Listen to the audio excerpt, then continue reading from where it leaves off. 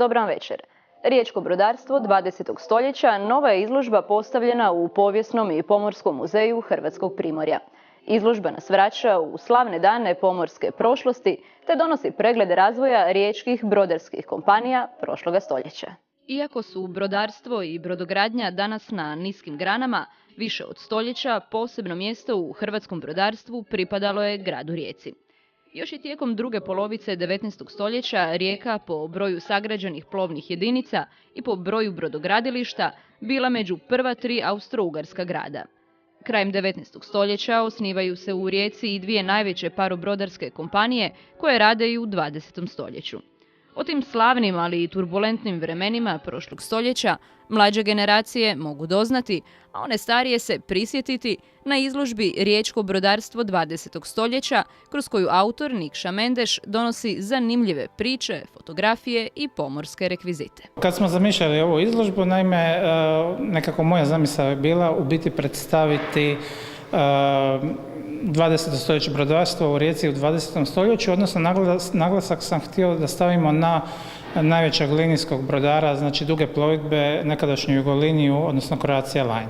Međutim, poslije mi se ipak rodila zamisao da bi trebalo obraditi i razdoblje prije Drugog svjetskog rata, jer nekako se sve to ipak, odnosno samo ovo poslijeratno razdoblje se logički nadovezuje na ovo prijeratno i cilj mi je bio istaknuti u biti domaće riječke kompanije koje su djelovale, znači tu u Rijeci od vremena Austro-Ugarske do stvaranja neovisne Republike Hrvatske. Ungaro-Croata, Adria, Jadranska plovidba Sušak, Costiera Fiume, Jadrolinija i Jugolinija neke su od najznačajnijih riječkih kompanija koje su ostavile duboki trag u putničkom i teretnom prometu na Jadranu, ali i ostalim svjetskim morima.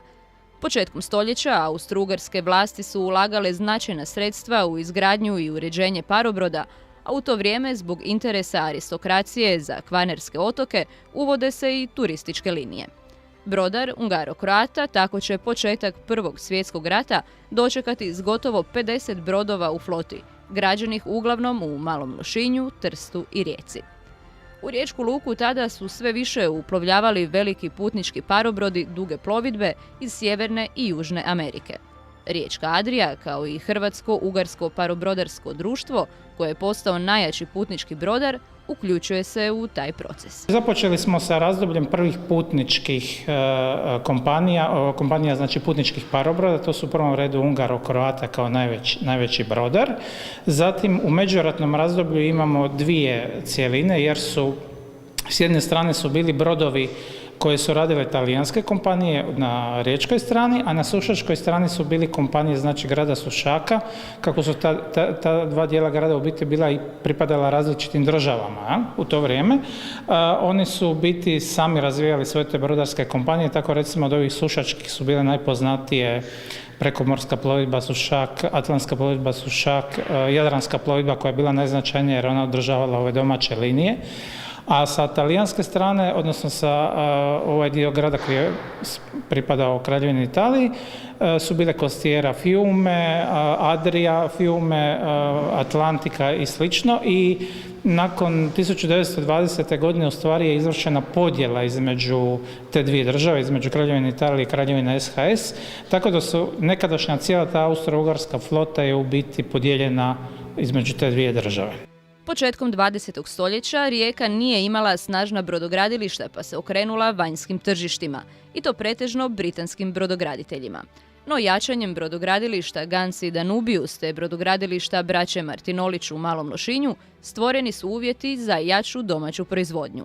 A prvi brod sagrađen u Rijeci nosio je ime Hrvat. Mi doduše nemamo tu izloženu njegovu sliku na izložbi, ali to je jedan mali parobrod koji je u biti prvi koji je sagrađen u Rijeci 1872. godine za brodarsko društvo Senj i održavao je ove kratke linije između Rijeke i Senja, putničke linije, i od njegovom gradnjom javila se ideja u stvari o tom riječkom parobrodarstvu, jer su tadašnji riječki brodovlasnici su se još dugo vremena oslanjali u biti na jedrenjake.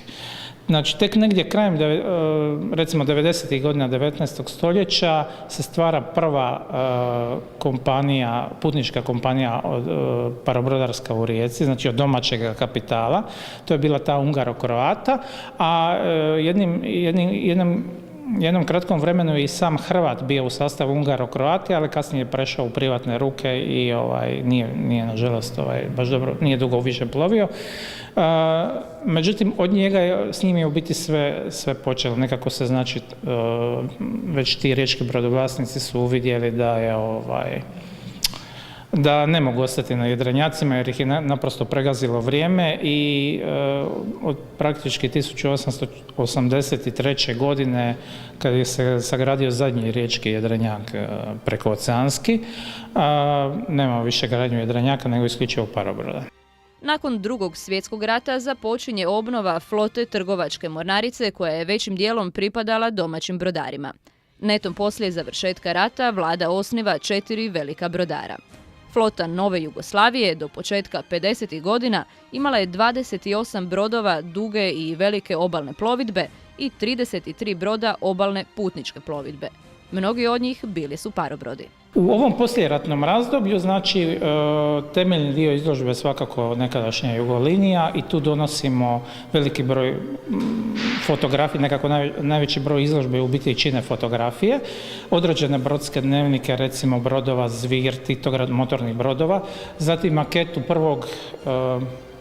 prvog broda sagrađenog u 3. maju poslije Drugog svjetskog rata, brod Zagreb. I također ja bi svakako istaknuo i ovaj drugi dio, znači ovo razdoblje bliže našoj današnjem dobu, 70. 80. godine kad je Jugolinija počela u biti graditi naručivati gradnju kontejnerskih brodova, tako da su tu i fotografije recimo nekih od najvećih brodova s početka, kraja 80-ih, početka 90-ih godina, kao što su bili, na primjer, Rijeka ekspres, Zagreb ekspres, Sarajevo ekspres i onda od 1991. kada se promijenilo ime Croatia Line, gradi se nažalost samo još jedan brod, 1993. u Pulskom Uljaniku, to je bio Croatia Express kao tadašnji jedan od najvećih brodova. Izložba donosi brojne zanimljivosti, pokazuje predmete koji su se koristili na brodovima, od posuđa s amblemima brodara, predmeta kojima se služio kapetan, brodskih dnevnika, nacrta i sl. Od nekih zanimljivijih, recimo, eksponata svakako treba istaknuti nacrte parobroda Bakar. To je jedan brod koji u stvari bio vrlo značajan za jadransku plovidbu Sušak, ali kasnije poslije Drugog svjetskog rata pripao Jadroliniji, ali on je poznat po tome što je, nakon što su ga preuzele talijanske vlasti, nakon kapitulacije Italije 1943. godine, u biti već od 1944. on prelazi u službu organa vlasti Nove Jugoslavije, odnosno u službu u biti partizanske mornarice i koristio se za prijevoz ranjenika, putnika koji su u biti prelazili u Italiju na oslobođeni teritorij, a onda je nakon Drugog svjetskog rata uključen u plovidbu ove Jadrolinije kao mali putnički brod. Također bi istaknuo, pored njega imamo recimo maketu parobroda Rab, koji je isto jedan od tih manjih putničkih parobroda koji su plovili nakon Drugog svjetskog rata, i jedna od najvećih je svakako maketa parobroda Biokovo, jer svakako treba istaknuti da je Jugolinija na neki način onih prvih poratnih godina kad nije bilo još mogućnosti gradnje brodova u našim brodogradilištima, naručivala gradnju brodova vani po Europi, ali je u prvih nekih 10-ak recimo godina koristila još predratne parobrode za